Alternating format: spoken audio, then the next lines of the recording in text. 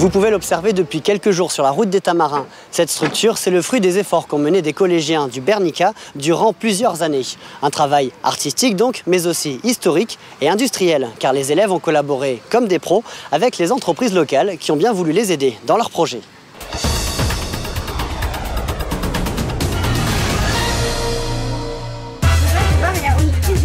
Cette classe d'art plastique, elle n'est pas tout à fait comme les autres.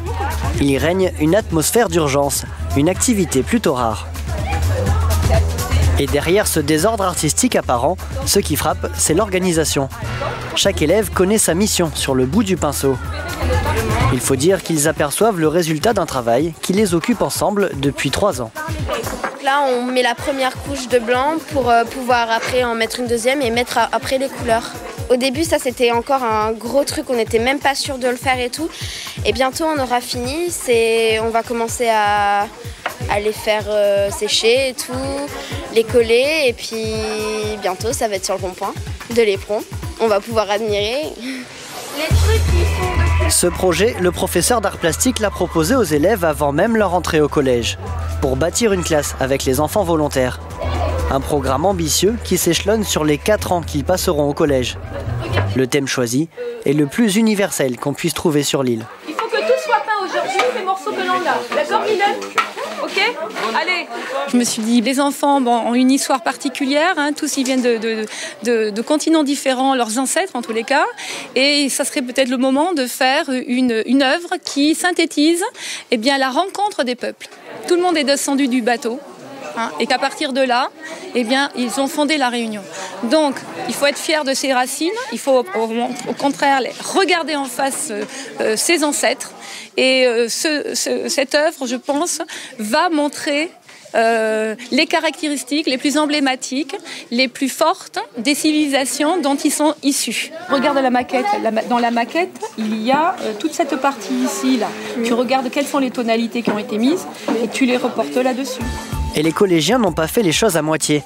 Les 2 premières années leur ont servi à élaborer leur œuvre.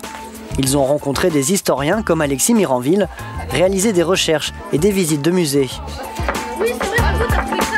Une fois l'histoire maîtrisée, il a fallu se pencher sur le côté artistique. Cette fois, en plus du professeur, ce sont des artistes locaux qui leur ont appris les ficelles du métier. En initiation, on a parlé surtout avec les élèves l'approche du travail de l'artiste. Comment arriver à faire une œuvre, à quoi on devait réfléchir et comment en fait à symboliser en fait l'idée pour que ça arrive en fait à un objet. Donc on a eu toute cette phase-là, on a eu la phase d'approche aussi où on a intervenu techniquement pour montrer les techniques de la terre en amont, en leur expliquant comment coller, comment taper la terre, comment la faire sécher, leur expliquer la cuisson, etc. pour qu'ils voient les étapes. Et après, on a commencé le travail directement sur les frises et les visages. L'attention reste rarement complète sur toute 3 heures de temps, donc il faut les laisser sortir, ils ont besoin de bouger, mais ça les intéresse, ils sont super contents de pouvoir faire ça et ils se sont vus très jalousés dans le collège parce qu'il y a d'autres élèves qui auraient bien voulu avoir un projet comme ça et voilà. Je pense qu'eux, ils ont de quoi être fiers du résultat, voilà. Je suis fière qu'ils sont arrivés à faire ça. Surtout pas faire d'erreur, surtout qu'il y a beaucoup de frises où c'est des dégradés et les dégradés, on ne peut pas trop repeindre par-dessus. Alors que l'œuvre finit de prendre forme, reste à découvrir un autre volet. Car pour installer la structure, les élèves auront besoin de travailler avec des professionnels de la construction. Peinture, matériaux, fondation, béton, transport, des dizaines d'entreprises locales ont rejoint le projet, séduits par le travail des jeunes artistes.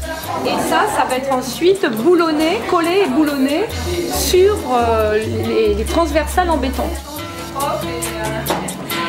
Société Incana, nous assurons le transport et le levage des pièces de structure. Société SBTPC, nous assurons la pose et l'assemblage de l'ossature béton. Holcim, nous fabriquerons la structure béton.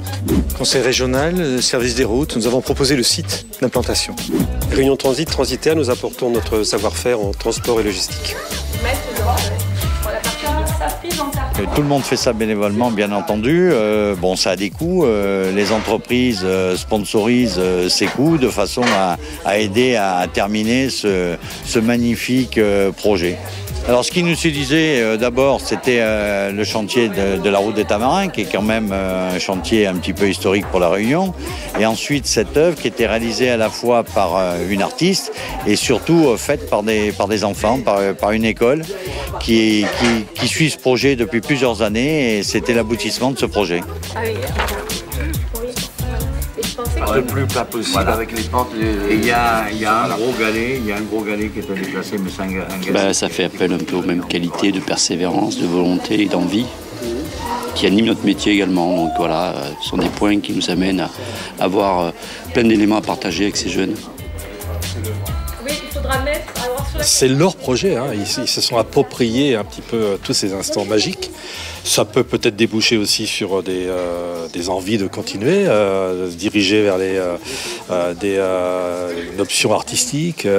On leur a appris à travailler la terre, la peinture, toutes ces choses. Non, je crois que ça fédère quand même un groupe et puis une certaine fierté aussi. Donc tout ça, ça ne peut être que positif. Des réunions de travail aux visites de chantier, les collégiens n'ont manqué aucune étape.